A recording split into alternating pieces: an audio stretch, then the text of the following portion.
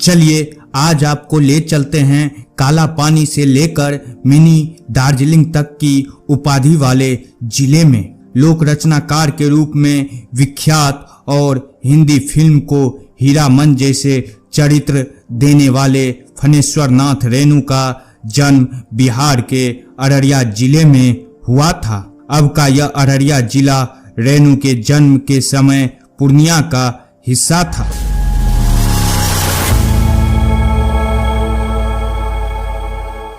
दोस्तों, बिहार के कुल 38 जिलों में से एक अनोखा और बहुत पुराना जिला है पूर्णिया।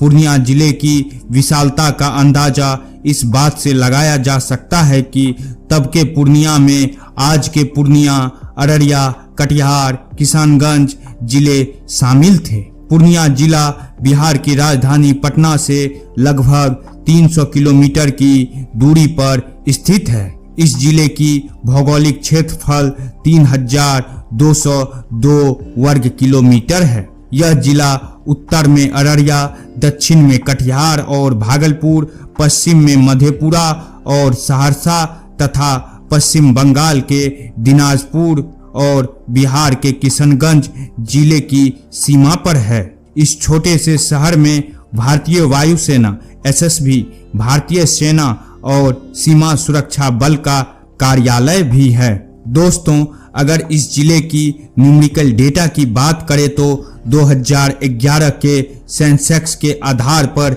इस जिले की कुल जनसंख्या 32,64,619 है, जिसमें पुरुष 16,99,370 तथा महिलाएं 15,65,249 है। इस जिले का साक्षरता दर 51.08% है। इस जिले की सेक्स रेशियो की बात करें तो प्रति 1000 पुरुषों पर 921 महिलाएं हैं। शहरी और ग्रामीण आबादी के मामले में बिहार का चौथा सबसे बड़ा जिला है। इस जिले की अर्थव्यवस्था में कृषि की मुख्य भूमिका है। साथ ही साथ इस जिले के नगर प्रखंड में सरकार द्वारा देश के पहले greenfield grain based ethanol plant की स्थापना भी की गई है, जो कि मक्का किसानों के लिए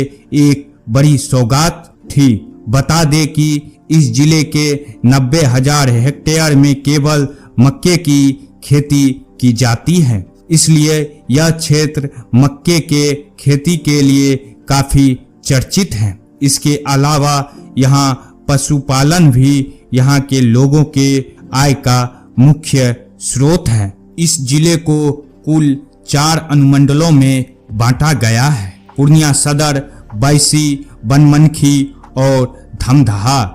इस जिले में कुल 14 प्रखंड हैं। यहाँ की प्रचलित भाषा मैथिली, अंगिका, हिंदी, उर्दू और बांग्ला है। यदि हम इस जिले का ट्रांसपोर्ट इंफ्रास्ट्रक्चर की बात करें तो यह जिला सड़क मार्ग, रेल मार्ग और हवाई मार्ग से जुड़ा है। वहीं यहाँ का निकटतम हवाई अड्डा बागडोगरा हवाई अड्डा है। यह छोटा शहर भारत के कुछ सबसे प्रतिष्ठित व्यक्तियों के जन्म स्थान के लिए प्रसिद्ध है। बिहार के मुख्यमंत्री सहित कई प्रसिद्ध नेताओं का जन्म इस शहर में हुआ था। राजनेताओं में भोला पासवान, शास्त्री और अजित सरकार के उल्लेख के नाम पर ये नाम है। पूर्णिया में पैदा हुए अन्य प्रसिद्ध लोगों के अलावा उनमें सतीनाथ भद्रुई, बालीचंद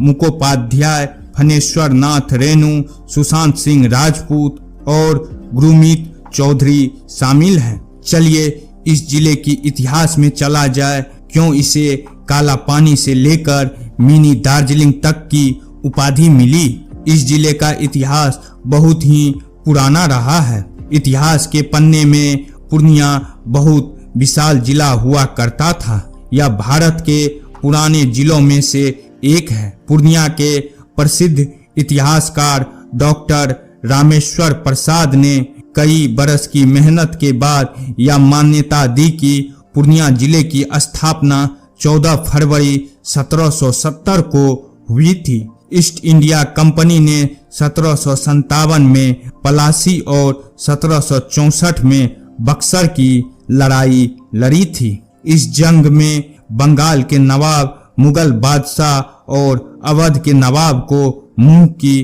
खानी पड़ी और ईस्ट इंडिया कंपनी ने मुगल सम्राट से बंगाल, बिहार और उड़ीसा की दीवानी अपनी नाम करा ली थी।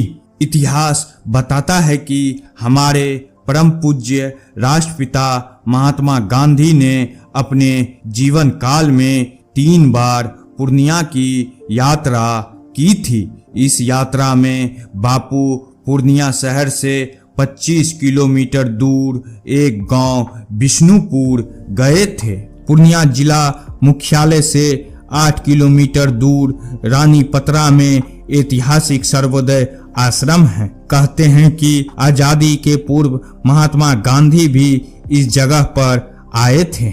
इसके बाद विनोबा भावे ने सर्वोदय आश्रम में कई महीने तक रहकर भूदान आंदोलन का संचालन किया था। यहाँ के प्राकृतिक चिकित्सालय में जयप्रकाश नारायण ने 3 महीने तक रहकर अपनी पत्नी का इलाज करवाया था। बाद के दिनों में बिहार के पहले मुख्यमंत्री श्री कृष्ण सिंह का भी यहाँ आगमन हुआ था। 1957 में यहाँ उन्होंने पुस्तकालय की स्थापना करवाई थी। यह अलग बात है कि आज यह पुस्तकालय 2 गुटों के वर्चस्व की लड़ाई की भेंट चढ़ रहा है। इस जगह पर रेशम, खादी वस्त्र, चरखा से लेकर कई तरह के लघु और कुटीर उद्योग चलते थे। लोभ की स्थानीय राजनीति ने इस ऐतिहासिक धरोहर को बहुत नुकसान पहुंचाया है। पूर्णिया के बारे में यह जानना बहुत रोचक है कि एक तरफ तो इसे बिहार का मिनी दार्जिलिंग कहा जाता है, दूसरी तरफ कभी यह काला पानी के रूप में कुख्यात था। दरअसल पूर्णिया का भूगोल बहुत अनोखा रहा है। यह 3 नदियों के त्रिकोण से घिरा हुआ है। सिर पर हिमालय पर्वत है। नदियों और हिमालय की वजह से यहाँ का मौसम हमेशा खुशनुमा बना रहता है। यहाँ पर मई जून में ज्यादा गर्मी नहीं होती है। अगर 1-2 दिन तेज गर्मी रही तो फिर बारिश हो जाती है। यहाँ गर्मी के महीने में हवा तेज चलती है और उसमें काफी नमी भी होती है। कहते हैं कि यहाँ का मौसम दार्जिलिंग से मिलता जुलता है। इसी वजह से पूर्णिया को बिहार का मिनी दार्जिलिंग कहा जाता है। हमें यह भी जानना चाहिए कि पूर्णिया का नाम पूर्णिया क्यों पड़ा। इस नाम के पीछे कई कहानियां हैं। कुछ लोग कहते हैं कि यहाँ के पूरन देवी मंदिर के कारण इस इलाके को पूर्णिया नाम मिला। एक दूसरा तर्क यह भी है कि यह इलाका जंगल जैसा था, पूर्णतः जंगल। इसी पूर्ण जंगल से इस इलाके को पूर्णिया नाम मिला। यह तो सच है कि पूर्णिया में घने जंगल थे। आज से करीब 100 साल पहले तक पूर्णिया का पानी पीने लायक नहीं था। इस पानी के इस्तेमाल से तरह तरह की बीमारियां हो जाती थी।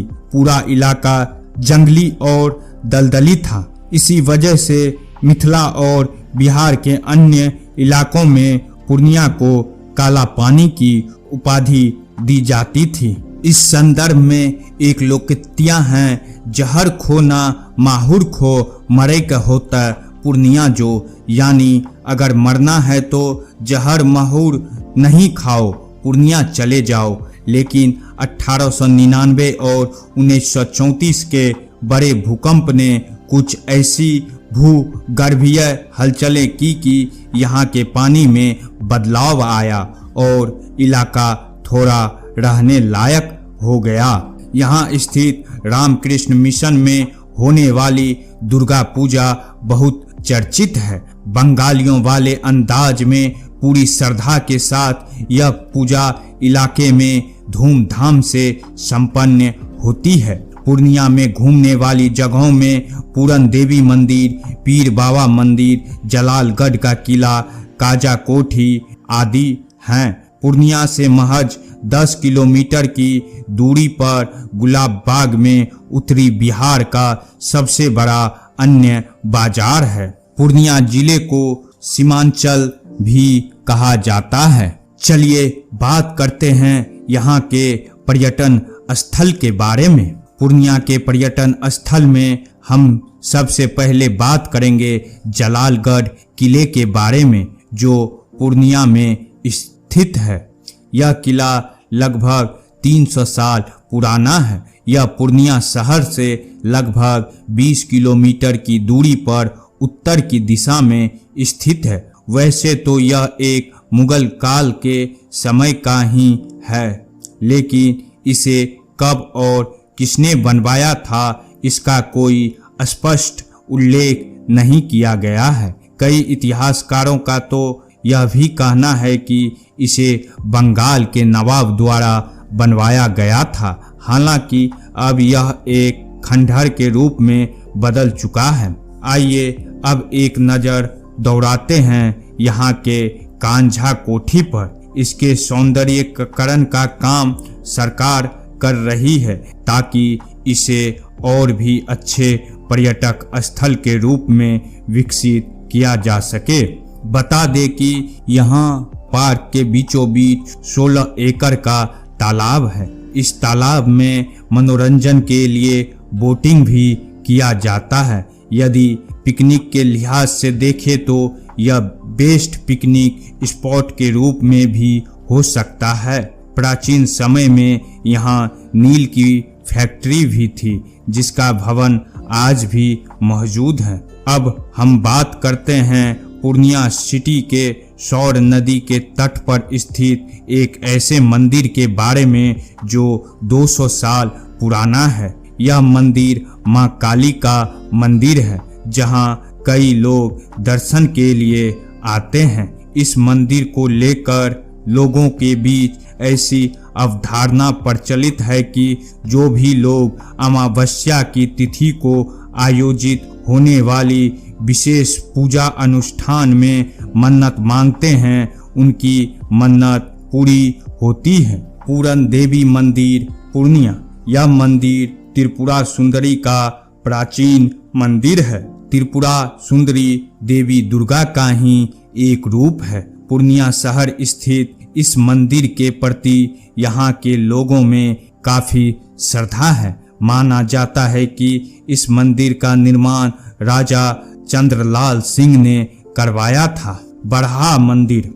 यह मंदिर भवानीपुर के समीप स्थित है। इस मंदिर का निर्माण 1948 ईस्वी में किया गया था। मंदिर में भगवान ब्रह्मा की पत्थर की बनी मूर्ति स्थापित है। प्रत्येक वर्ष कार्तिक पूर्णिमा के अवसर पर यहाँ मेला का आयोजन किया जाता है।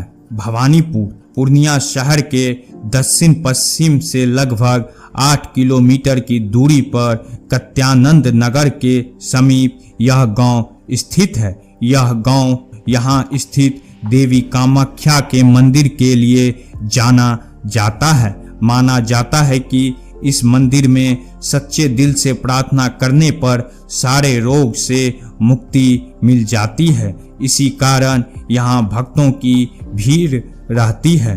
प्रत्येक वर्ष चैत माह में यहाँ वार्षिक मेले का आयोजन किया जाता है। धमधा के उत्तर पूर्व से लगभग 5 किलोमीटर की दूरी पर धरहरा गांव स्थित है। यह बनमनखी बाजार से बस कुछ ही दूरी पर है। यह बाजार विशेषतः अपनी प्राचीन परंपरा के लिए जाना जाता है। इस गांव में एक प्राचीन किला है जिसे साकेतगढ़ के नाम से जाना जाता है।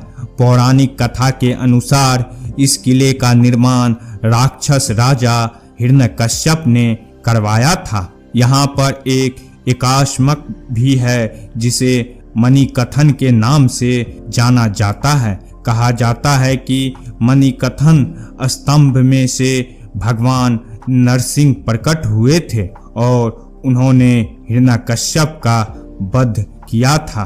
इसके अलावा माता स्थान जो आदमपुर पूर्णिया में स्थित है, मां रानी सती मंदिर, पीर बाबा का मजार जो भवानीपुर में है, पंचमुखी मंदिर आदि जो पर्यटकों के बीच आस्था का केंद्र बना रहता है। चलिए बात करते हैं पूर्णिया जिले की शिक्षा व्यवस्था के बारे में। पूर्णिया हमेशा उत्तर बिहार क्षेत्र में शिक्षा का केंद्र रहा है। ब्रिटिश शासन की अवधि के दौरान 1800 में स्थापित जिला स्कूल पूर्णिया का सबसे पुराना स्कूल है और शहर का सबसे बड़ा विद्यालय है।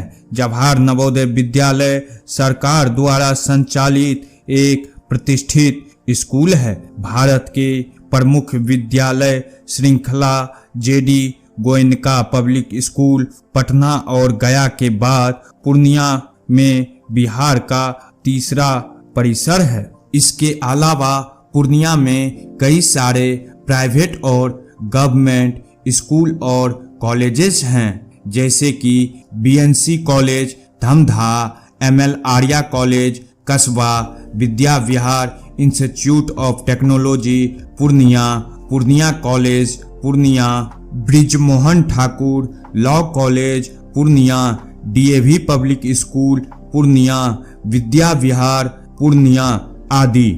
अगर आपको यह वीडियो इंफॉर्मेटिव लगे तो प्लीज सब्सक्राइब करें, लाइक करें, अपने दोस्तों के साथ शेयर करें। धन्यवाद।